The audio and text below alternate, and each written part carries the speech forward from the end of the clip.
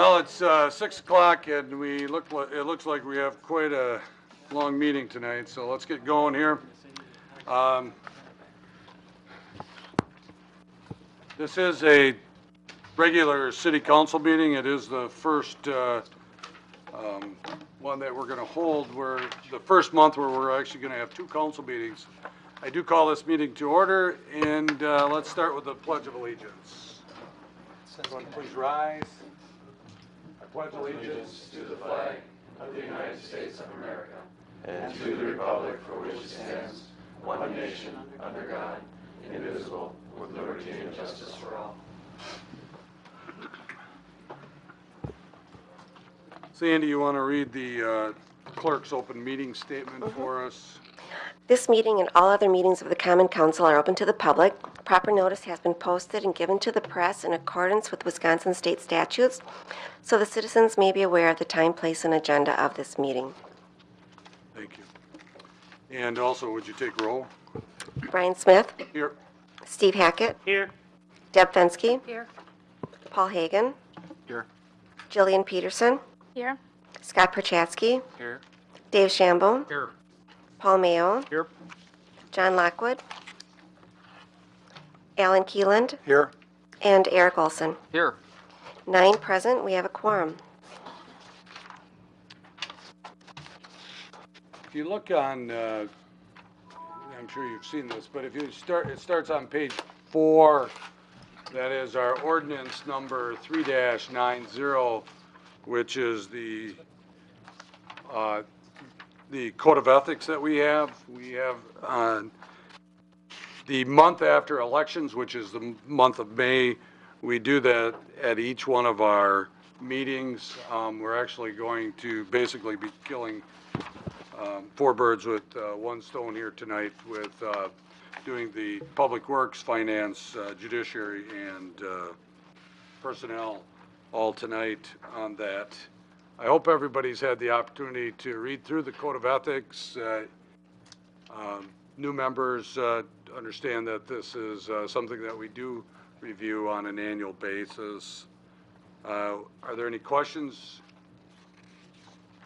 If not, do we take a motion on that? No. I will sign that saying that we've had it in our packet and that everyone had the opportunity to read that. Let's go on then to the regular agenda. Sandy, you have a couple of things that you handed out tonight. I do. Under number 7C, Board of Public Works, number 4, the wastewater treatment plant digester mixing system, a memo from John E. Lebeck, Director of Public Works, was distributed. Under number 7D, Finance Committee, number 3, Old Kwik Trip Building capital expenses, a project update from Henry Belliker was distributed.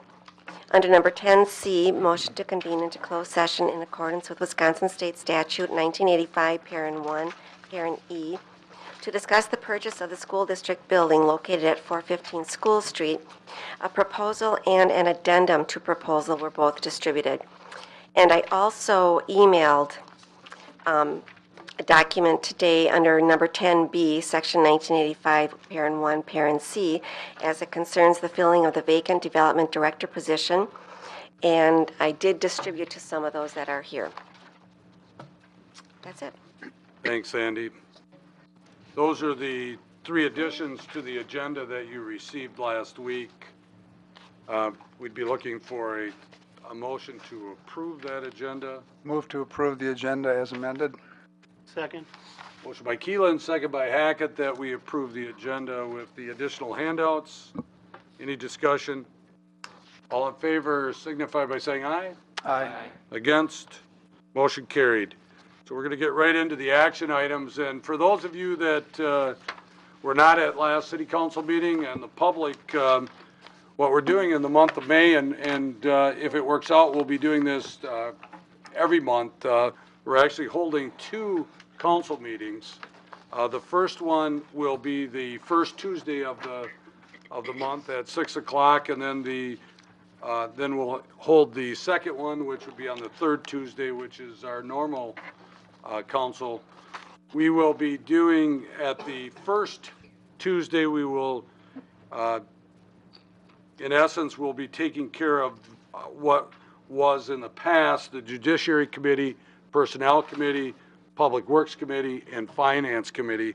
All four of those committees will be meeting together on the first Tuesday of every month, and will take care of those items. It is possible that some of the other committees, commissions, or boards could also be on this agenda tonight. But normally those other boards and commissions and committees will be on the third Tuesday of the month.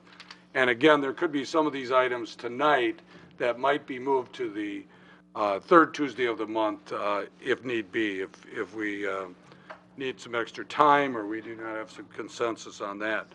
So going into action items, we're going to start right away with the Judiciary Committee. We have a license report in there. Again, that's on page 9 of your packet, of your electronic packet. This is a bartender's operator's license, and it is just for one person, Brittany L. Wandell, for an operating license for the rest of this year, which would go through June 30th of 2013.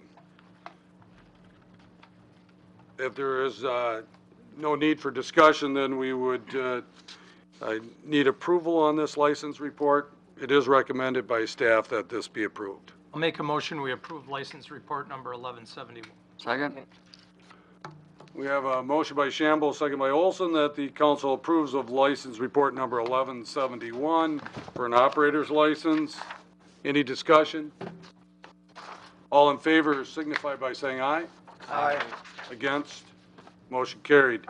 The second item on the agenda for Judiciary is a request from Unique Trends Beauty Salon, which is located at 203 North Main Street, to establish a handicap parking stall on Main Street. And this request came from Alderperson Scott Perchatsky, so I'll turn it over to Scott.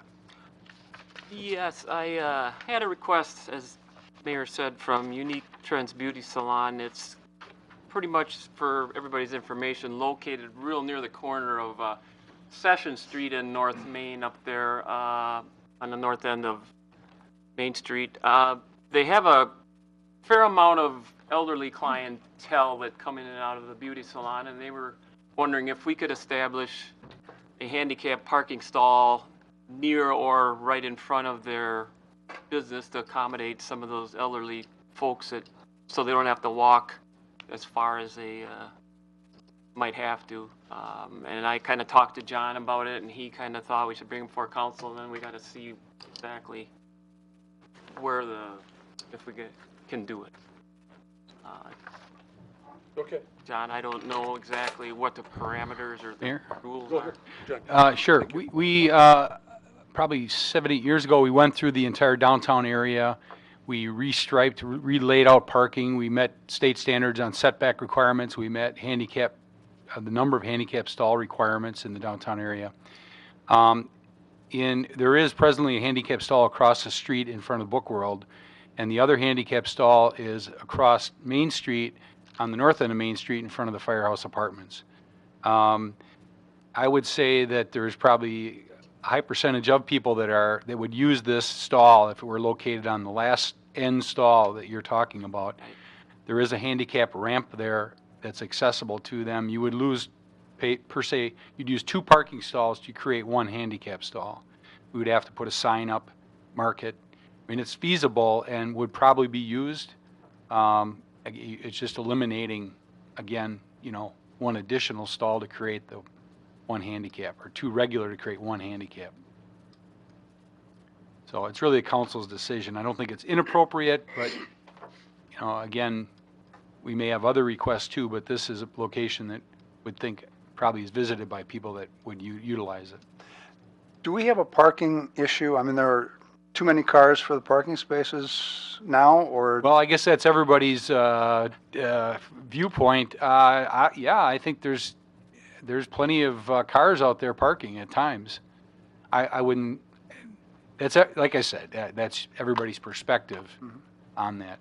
There are other locations on Main Street where you could probably add handicap stalls justifiably, but we have placed them in areas downtown to meet the state requirements for handicap numbers. This would be in addition to that. Just for my information here, is this an ordinance change? I mean, do we have parking by ordinance, or do we have parking by? No, not, It would just have to be on the official traffic map. Okay, and that's an ordinance? In ordinance? Ordinances, but you can. You'd have to post that sign on the official traffic map because it's so it's a enforceable. disabled parking stall. Okay. It wouldn't be a new ordinance. It would just have to go on that map. Scott, do you know if Unique Trends talked to the neighboring businesses at all? I couldn't tell you. I really don't know. Would the cost of this be borne entirely by the city? Typically, yes. I mean, we typically not charge that to anyone. It's a post installation sign, some grinding and pavement painting. Hundreds of dollars, $100 to $200 post sign and some painting. I mean,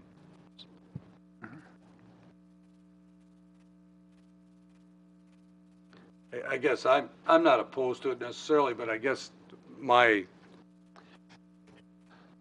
guess I would like to see us contact the surrounding businesses before we decided to do this and just get their opinion on this. And we could bring this back as early as next meeting, or we could do it the first Tuesday in June, but I think it would be appropriate to at least ask the adjoining businesses there. That will give council members a chance to think about it and go look also. I think if the neighbors said they didn't care, I'd vote yes. If the neighbors are bothered. Right, right. Who's going to do the asking? Is that me, the city, the owner, or? Generate a I'd letter. prefer you do it if you could. Oh. How far down do I go? I'm Well, I all the think way you to the end, this or? is the body that's got to vote on Well, it. that's, So. Well, it should come from either staff or from you, Scott, I would guess. I mean, I can, one of them I know right on the corner is the Weight Watchers building, and then I'd have to go, I guess, we really wouldn't have to go across the street, and obviously across the Right. street to the south, there already is one. I think a couple neighboring To the north? adjacent businesses, north? and Yeah. I doubt anybody's going to have a concern Yeah. because they have customers that are probably would Right. utilize it as well. Yeah, okay. All right, I can just kind of stop into the few on the north there and see what they say, and You want to do this as early as the next Sure. meeting, which would be the yeah, 21st? yeah. Okay, Sandy, you want to put that on? Mm-hmm. We need how is this gonna proceed? We need a motion, or are we just, when the time comes, or how? We're going to just table this until Okay, next meeting. all right. Is that all right? I'll check and then I'll report back. Sounds good. Thanks, Scott. Okay, next, we had Personnel Committee, and I understand that that one item that was on here has been canceled. Yes, I responded to the grievance denying it, and that was on the 24th, and they have 5 business days to respond, and I have not received any notification, so I'm assuming the process has stopped, because I haven't received any information one way or the other. Okay, so personnel then. No. All right. Next, then, we have the Board of Public Works. I'm going to turn that over to John. Okay, the first item is fluoride in sinking drinking water system language for city publication, and there's been a few memos that have taken place with some of the board members. This was brought up, this has been talked about at the last couple of Board of Public Works meetings, and is therefore carried over to this council meeting. This was in your packet. You look on page 11, that's where it starts. Yeah, Council. these are just proposed. It's really the council's decision if they want to amend that or modify it. I don't know if you want to read it at this point, or where do you want to go That's next? fine, John, that would be great. Just read it? Okay. We've been working on this language on the water bill, on every water bill in the monthly notification section. And what's being proposed at this point is fluoride. Your city water is fluoridated. According to the Center for Disease Control, if children under 6 months of age consume infant formula reconstituted with fluoridated water, there may be an increased chance of adverse health effects. For more information, consult with your healthcare provider. And then in our annual drinking water quality report, staff is recommending that we do have a section in there on fluoride, since we're already talking about nitrates and lead in a notification section. And what's being proposed is this language. Fluoride. Fluoridated water can be used for preparing infant formula. According to the Center for Disease Control, if children exclusively consume infant formula reconstituted with fluoridated water, there may be an increased chance for mild dental fluorosis.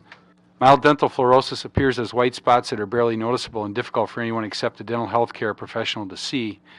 To lessen this chance, parents can use low fluoride bottled water some of the time to mix infant formula. These bottled waters are labeled as deionized, purified, demineralized, or distilled. For more information, consult with your healthcare provider.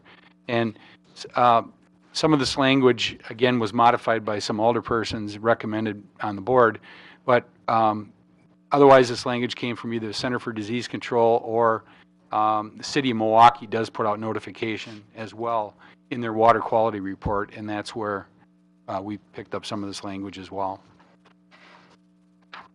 Thanks, John. Any comments on that? Mayor, I'd like to suggest that we have the two warnings be similar. The warning being suggested for the water report, I don't really see as a warning at all. It just starts out by saying fluoridated water is okay for infants, and that's not warning them of anything.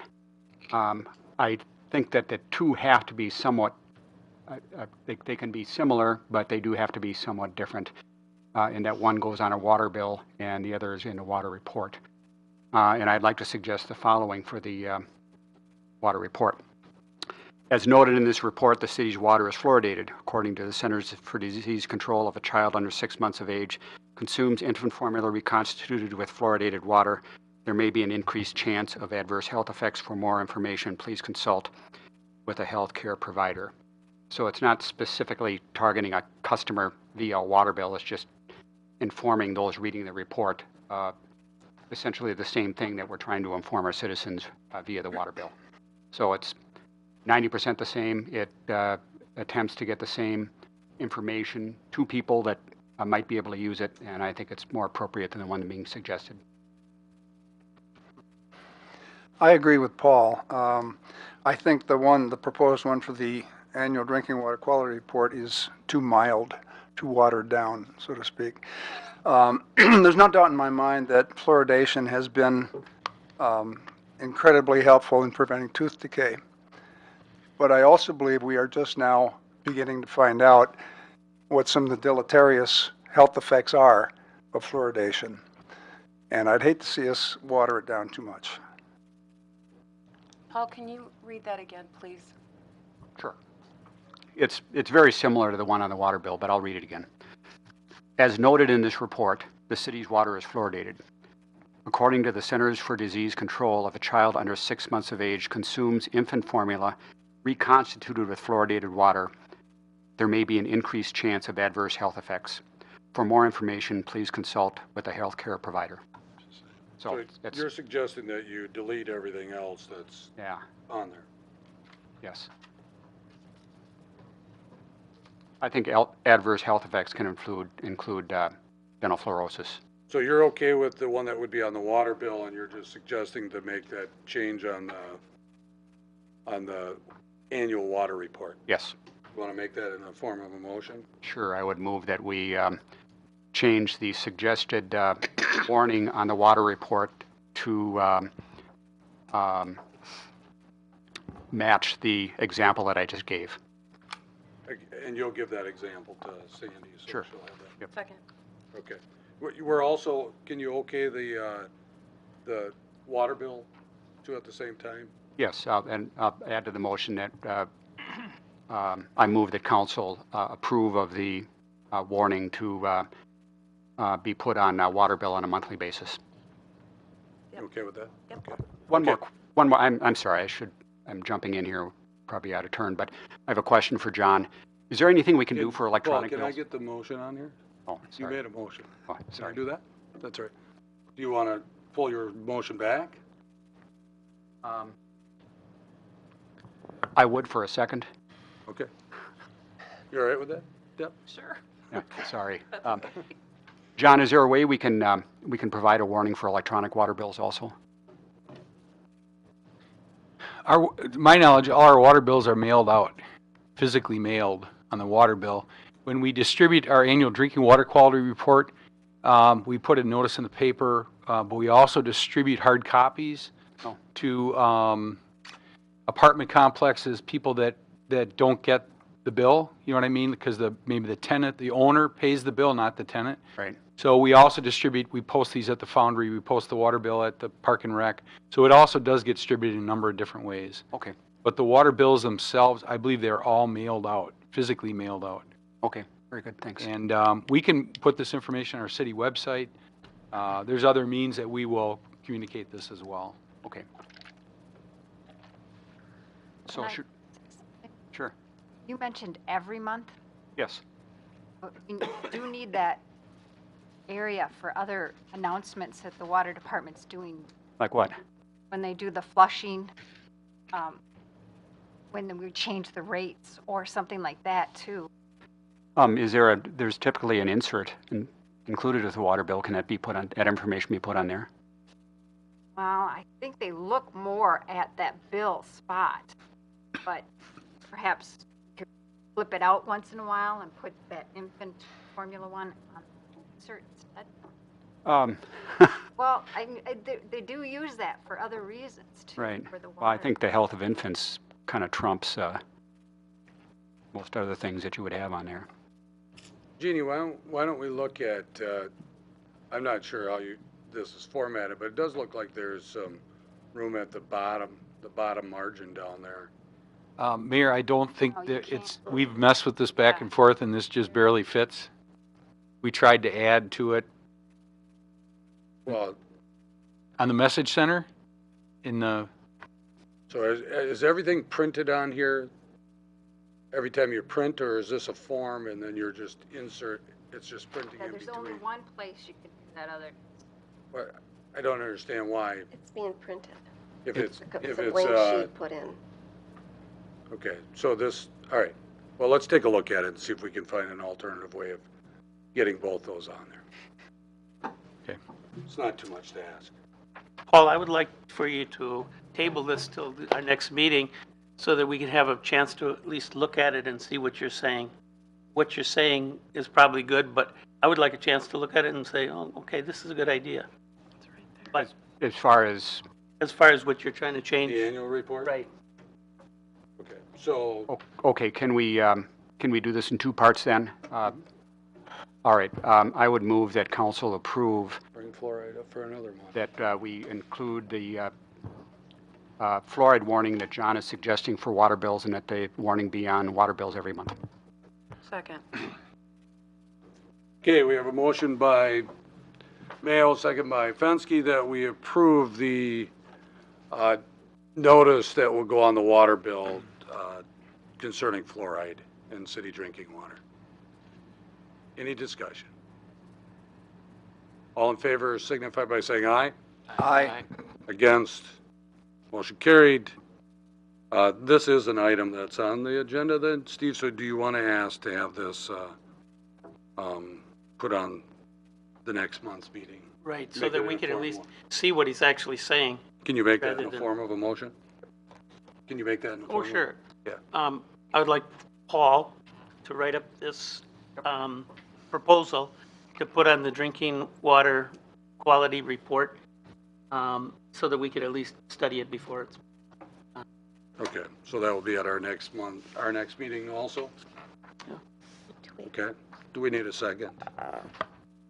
I'll second it. Okay, we have a motion by Hackett and a second by Mayo that the annual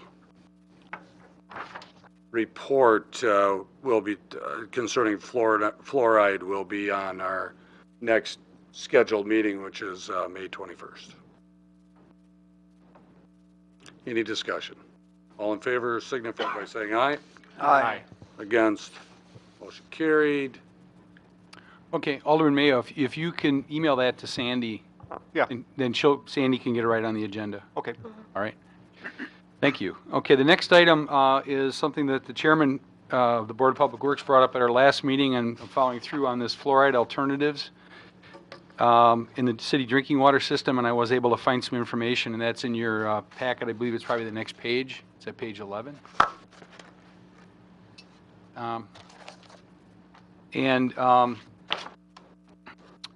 I did find three basic methods of fluoridation. Two are crystal or a powder, while the other is the fluorosililic acid that we use currently. Typically, the powder or crystals are used in surface water treatment. So you're pulling water out of a lake, and when you do that with water treatment, you have large settling tanks to reduce the sediment in those basins or in that water. And at that time, they use powder because it's less costly. There are some concerns with inhalation of the powder by workers in that, but for us to go to a powder or a crystal, we would need to add, at each of our well sites, construct additions to those buildings for both powder storage and then mixing tanks to mix that into a liquid form to then get in solution so it can be added as a liquid. So it's really not feasible from a cost standpoint to do that.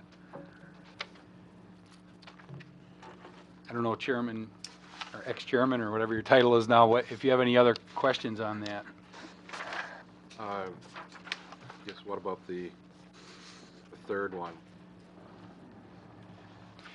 That's the sodium fluorosilicate. Situation? That's a powder or fine crystal, and it's very similar. So to create that, to introduce that into our wells we'd have to literally get it into liquid form and do that in a building, and then add it to our drinking water. So it's not cost effective to do that for 7 wells. If it was in liquid form, why would it be any different than our current method? Well, that's what we're using as a liquid form. If we took the powder, put it into a liquid form, and then... Okay, but where are we going to store that powder when they come in with a shipment of it? We have to have a tank that it's stored in. Then we have to have a mixing tank to mix it. Right now, it comes in a concentrated form, and we just introduce it into our system. So it would take capital construction to physically add this to our system. And do you have any idea what the significance of that, how much that would be? Well, I mean, I didn't do a cost estimate, but for 7 wells, if you're, I don't know, Well, $50,000 to $100,000 a well. Okay. We'd have to put a foundation in. Okay, Yeah, heat the room, it would Okay. be a building addition. thank you. Thanks. Anybody else have any questions? Anybody want to make a motion? There doesn't need to be one here, but if anybody would like to. No? We'll move on then. John, go ahead. Okay, the next item then, item number 3, is the treatment plant building roof quotes. This is improved in the 2013 Sewer Department Capital Plan. We received 3 bids, as shown on the memo that was handed out by Sandy. This was in the packet. Borsch Roofing of Hortonville, $13,540. Ed Chase Roofing, Oshkosh at $19,200. And Commercial Roofing of Plover at $20,749. The approved budget amount for this item is $25,000, so as you can see, we're under budget. We did contact Borsch, and Borsch has done work in the past with Gusmer in town, and we did follow up with them and talk to their maintenance people, and they've been very satisfied with evidently several projects that they've worked on with. So our staff is recommending that we do proceed with this roof replacement project, the treatment plant with Borsch from Hortonville, for an amount not to exceed $13,540. I'll make a motion that we approve the Borsch Roofing bid for the roof on the wastewater treatment plant not to exceed $13,540. Second. We have a motion by Lockwood, second by Hagan, that we approve this project. Any discussion? Sandy will call the roll. Jillian Peterson. Here. Is that I? Aye. Okay. Deb Fensky. Aye. Paul Mayo. Aye. John Lockwood. Aye. Steve Hackett. Aye. Eric Olson. Aye. Paul Hagan. Aye. Dave Shamble. Aye. Scott Perchatsky. Aye. And Alan Keeland. Aye. 10 ayes, motion carried. Okay, Mayor, and the last item then relates to the treatment plant digester mixing system that was distributed by Sandy earlier. This is a multi-bid project. The city is bidding out the equipment separate from the installation and painting work. We're expecting to save some money in doing that for us to purchase this equipment. We did put a specification together and had 2 bidders bid on that. We had a third interested bidder, but they did not submit any bids, or a bid. The total budget amount that's approved in the capital plan for the sewer department is $250,000. We received bids from William Reed, the Von Rodemix out of Germantown, with mixers at $38,225, control panel at $4,900, performance testing at $3,500, and for a total of $41,725. We also received a bid from Peterson Martz, the Siemens jet mix from Weston. Mixers, $72,395. Control panel of $10,535, and performance testing was included in the mixer bid for a total bid of $72,395. Now, you'll see that we did not include the control panel in our recommendation. We feel that we can work with a local electrician and keep that cost substantially less even than the $4,900. So to compare apples to apples, we just compared the mixers and the performance testing. And as you can see, the Von Rodemix is substantially lower. We met with staff and discussed the installation of these mixers. This is in our sludge digester. And we feel comfortable that they will do an adequate job in providing this. We anticipate our crews will be installing the motors and that are outside of the digester. Again, we'll be able to save some money in doing that. And then the contractor will be installing the mixers, the nozzles and that inside of the digester, as well as some digester cover repair work that we'll be bidding out shortly. So with that said, staff is recommending that the digester mixing system equipment contract be awarded to William Reed of Germantown for the mixers and the performance testing for an amount not to exceed $41,725. I'll make a motion, we approve that. Second. Motion by Hackett, second by Shamble, that the council approves the digester mixing system equipment to William Reed Limited, Von Rodemax, Germantown, Wisconsin, in the amount of not to exceed $41,725. Any discussion? Sandy will call the roll. John Lockwood. Aye. Paul Mayo. Aye. Scott Perchatsky. Aye. Jillian Peterson. Aye. Steve Hackett. Aye. Dave Shamble. Aye. Deb Fensky. Aye. Eric Olson. Aye. Alan Keeland. Aye. And Paul Hagan. Aye. 10 ayes, motion carried. That's all, Mayor. Thank you. Thanks, John.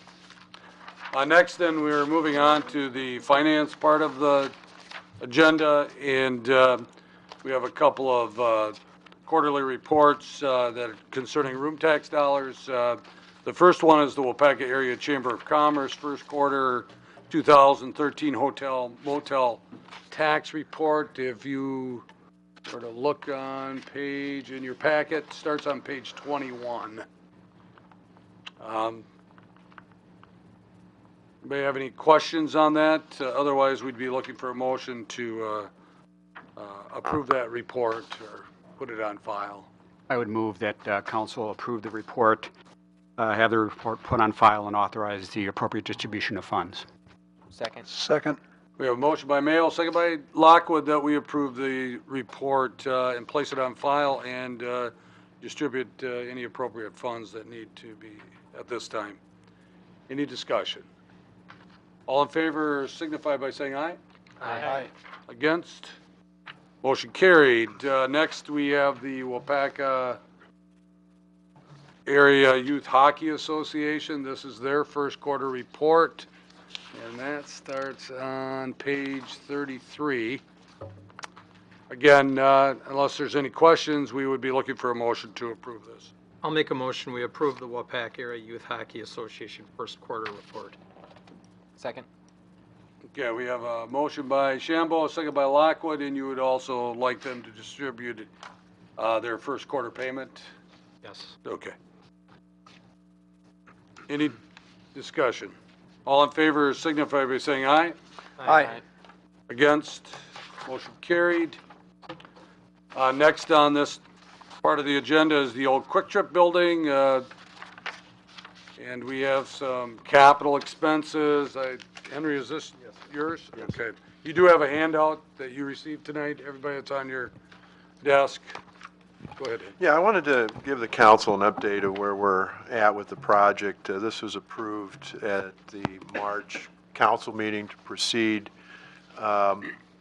with acquiring the building and making the needed improvements for the tenant, which is C&D, Professional Insurance Services. And you can see we've got a listing of the projects: the asphalt, roof repair, gas main, HVAC, a hot water heater, some sidewalk work, and sealing and striping the parking lot. I've also accounted about $1,000 for some city labor for some of the work that could be done. You can see we're right at about $18,000. At the March meeting, council authorized staff to execute this and spend $12,000. So I'm coming back, making you aware that we missed the mark on a couple of things. One being the parking lot patching, and we're under, foot plus of snow, so we were estimating, and we have about 3,400 square feet to patch, and we estimated at 400.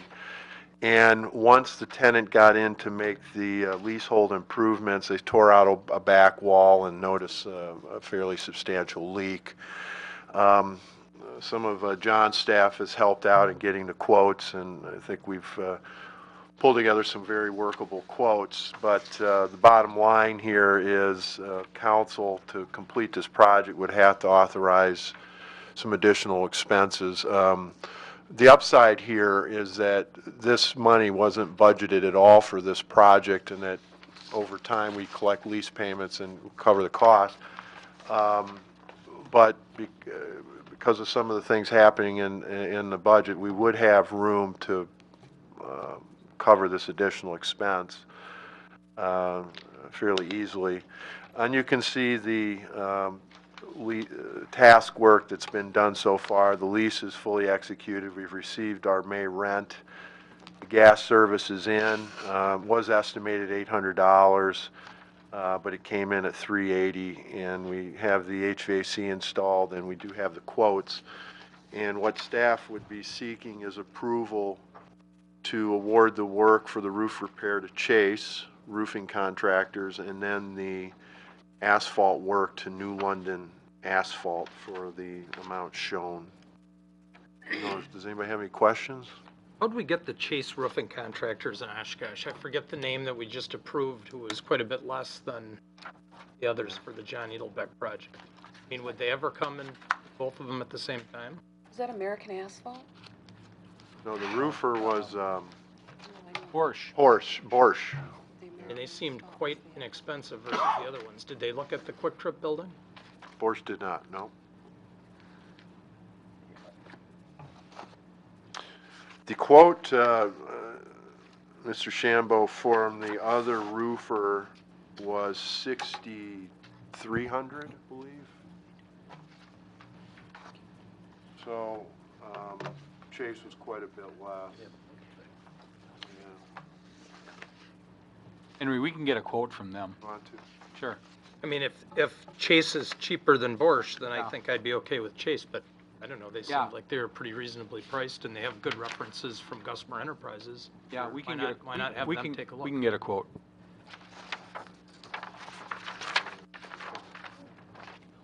Any other questions? So worst case scenario, we're looking at $17,900. If we do get a better Yeah. bid, we would be less than that. And I think a little bit on the hot water heater, we don't have to put a whole unit in there. They make some device that you just put right on the service and heats the water up as it comes through.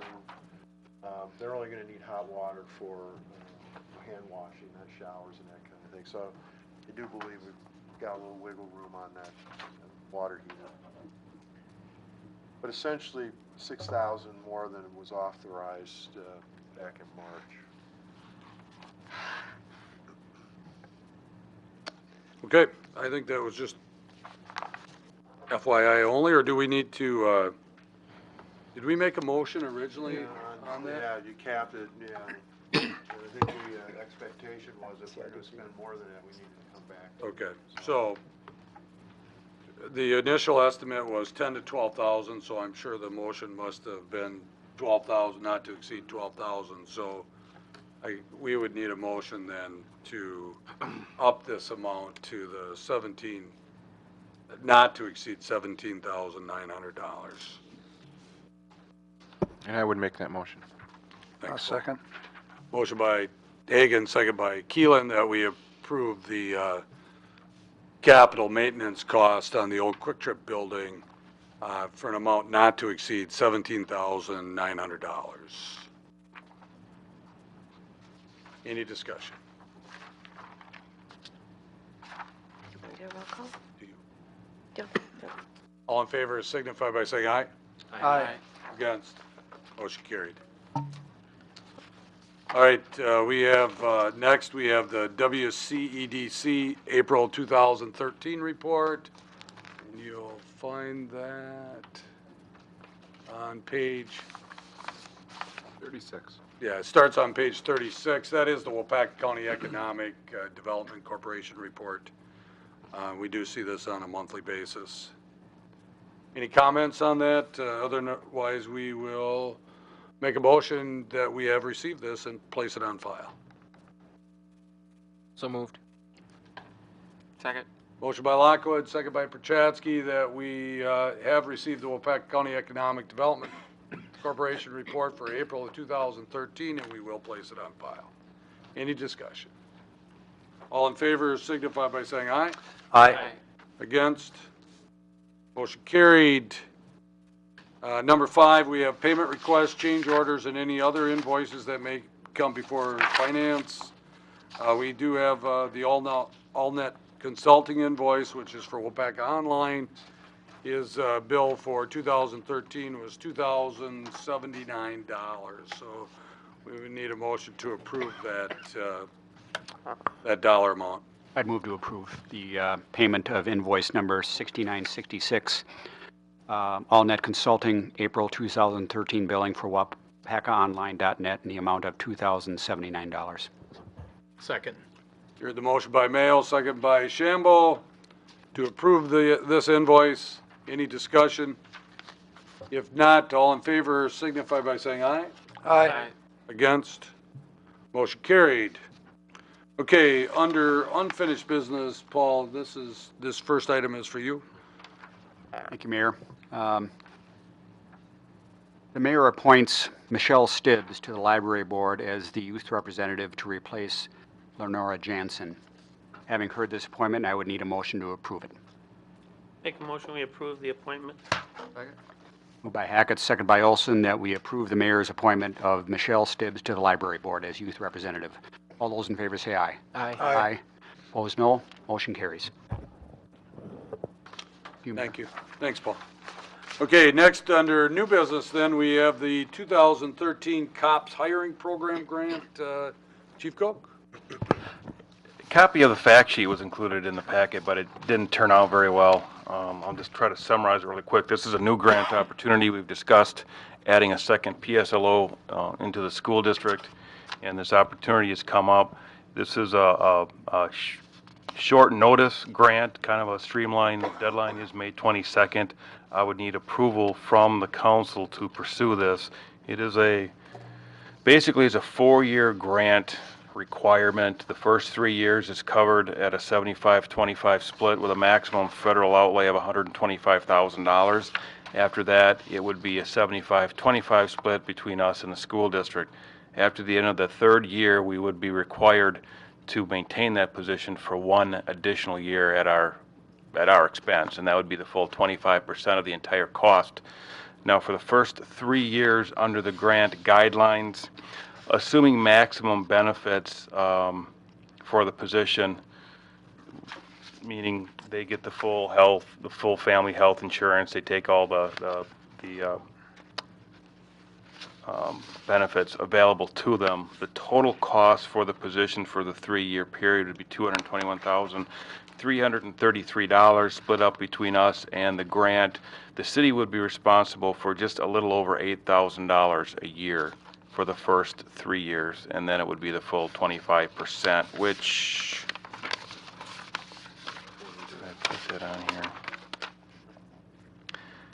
25% of approximately $79,000. I don't have that dollar amount in front of me. But for the first 3 years, it'd be $8,000 would be the city portion of that, which we would have to fund. Now, of course, for 2013, if it is awarded, like I said, it is a fast-track grant. If we do get awarded it, it would be my position that we would fill at the beginning of this school year. So there would be 4 months worth of that $8,000, so it's at a quarter of the $8, $1,500, $2,000, which which is unbudgeted funds. And I did speak with Dr. Peschel today, and speaking on behalf of the school district, he has approved the school district's participation in this 4-year program. So in order for me to proceed again, I would need approval from the city council. Chief, do you think we need another police liaison officer? I have kids in the school, and of course they think we have one too many already. Yeah. Well, I kind of rely on the school district themselves, and they desperately want the position, and we have supported it in the past. We have had 2 positions in the past on a grant before that grant ran out, and sort of the funding, so that went down to the 1 position. Do other schools similarly sized to Waupaca have 2 liaison officers? I do not know. The $8,000 that we're gonna have to pay for the next 4 years, we'll be able to use that person during non-school time. Yes. That would be for the full 3 months during the summer, and periodic use throughout the year after hours. Right, so we're getting an extra officer at our busiest time of the year also, Yes. as well as getting someone. Right, in the and that's a full benefit cost, that's not just wages. So the full cost would be about $8,000 a year for 1 additional officer, and they would take the workload off of our officers that would have to respond to the middle school now for calls when the other PSLO is tied up. So it is certainly an advantage, but it is a commitment to a 4-year program. Okay. What do you think? Mayor, and after that, after the 4 years, we're responsible for 25% of $80,000? Right. Yes. Or $20,000? Right. Okay. We're only responsible for that first 4 years, though. Correct. We can eliminate the position after that, but we do have to maintain it for 1 full year after the grant period of 3 years.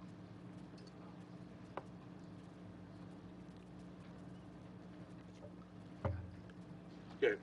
Make a motion that we give Chief Gulf the permission to apply for this grant. Second.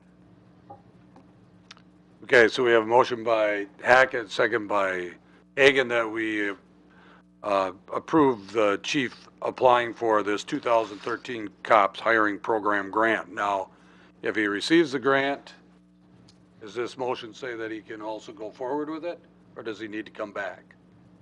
I would imagine that he just goes forward with it. Okay, so that's part of the motion, that then he would go forward with it if he did receive the grant. Okay? Everybody understand that? All right, any discussion? Chief, is this will be a new hire from like the tech school then, or can existing officer transfer in? How does that work? It's a new position, but it would be offered inside first. It would be, okay. Yes. But it would be an addition Yeah. to our current staffing. Okay. Any other questions, discussions? If not, Sandy will call the roll. Steve Hackett, Aye.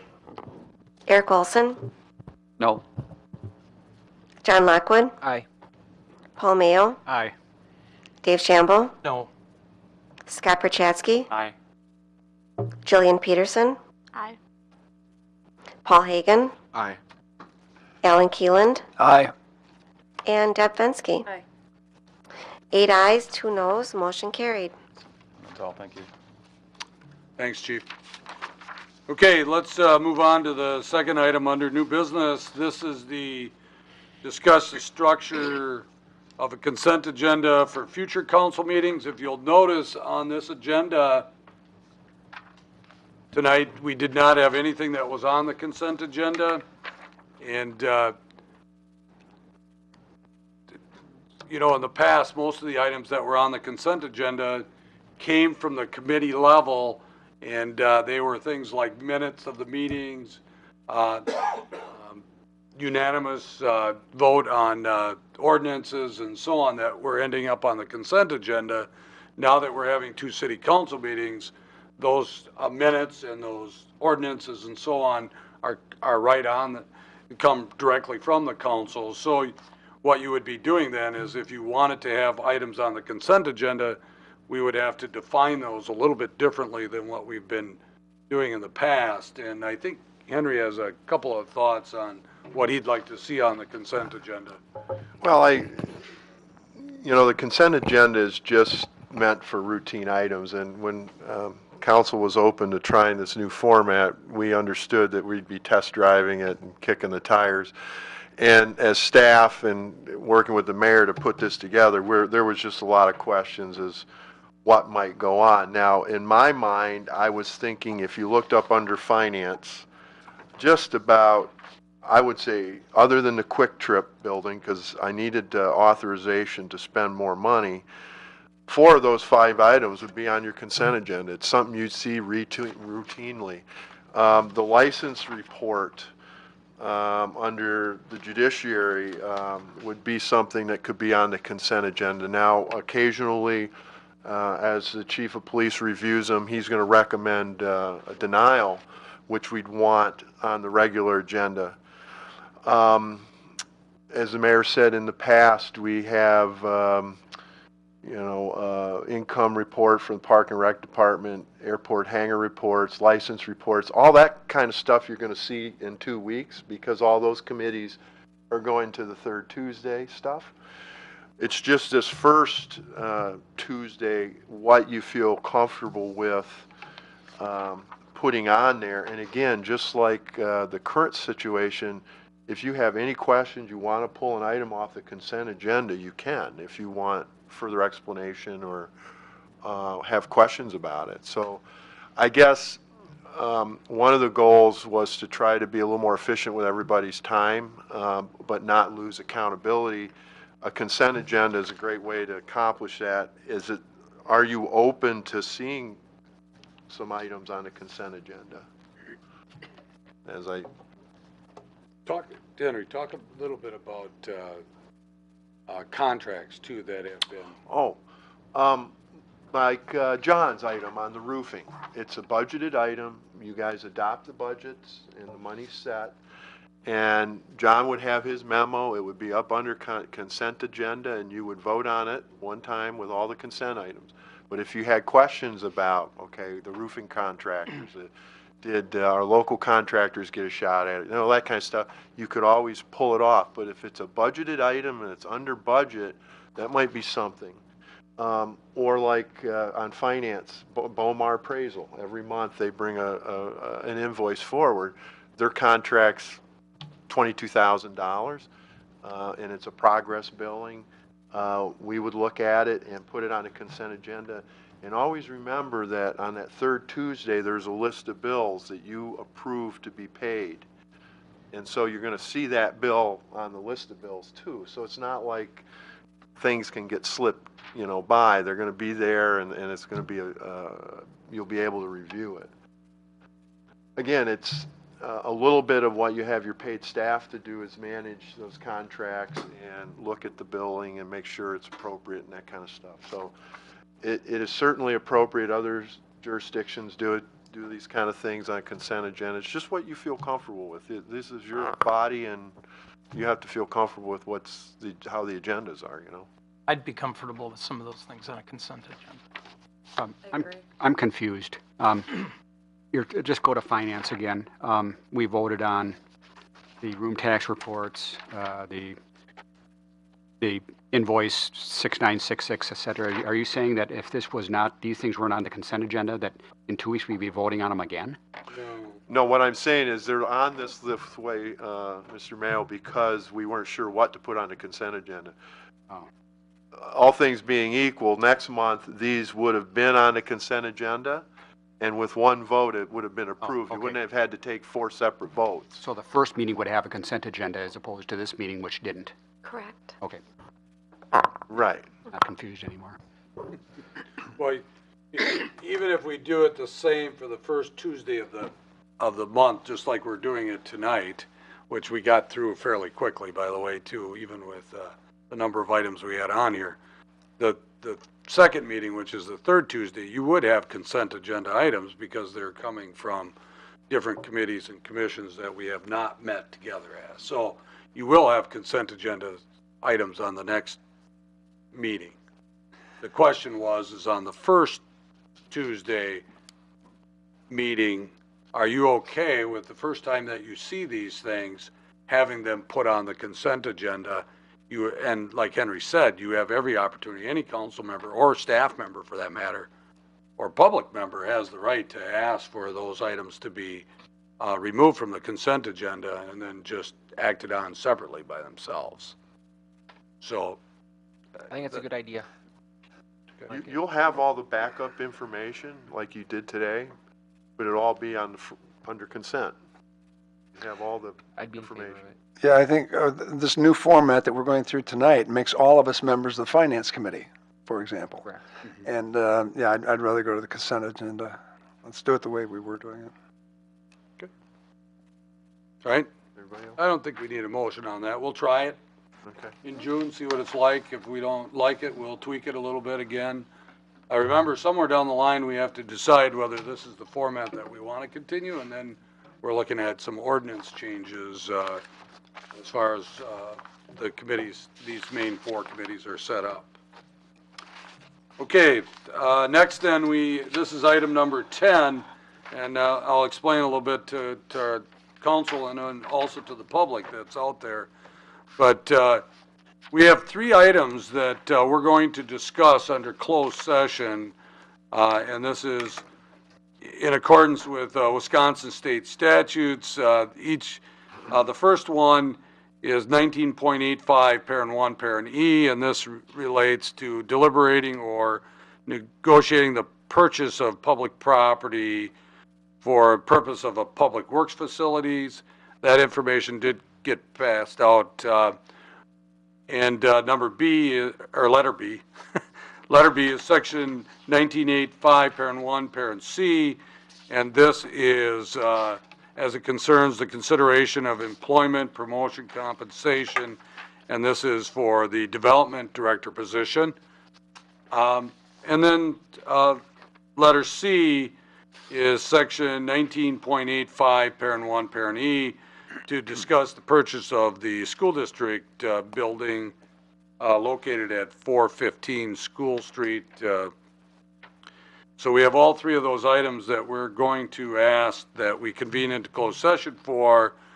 There are going to be different groups that we're going to ask to be in, but normally during that closed session, but normally the only people that will be in closed session are council members and staff that is related to that. The other people will ask to step out, and we're going to shut the doors. We'll shut off the TVs at that time, and we'll ask the individuals that we need to come in at the appropriate time. So For the Public Works part of it, John, are you asking that your members of your Staff be- superintendent's yes. staff Yes. be in?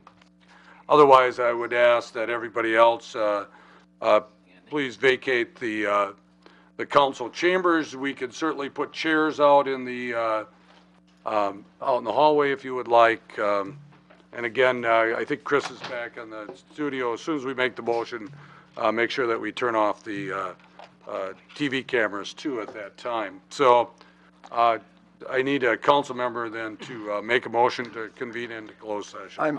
I move that we convene in closed session. We have a motion by Keelan, second by Lockwood, that we convene into closed session with those three items that I just talked about. Any and what will happen, public, we will come back into open session, and we will discuss these items again in open session, and we will be making a decision one way or another on each one of these items once we get back into open session. So if you're not asked to come into closed session, you will have the opportunity to discuss these items once we go back into open session. All right? Understood? I have no idea how long it's going to take, to tell you the truth. I'm guessing, just so you understand, for all three of them, I would guess that it's going to take 45 minutes to an hour to get through all of these three items.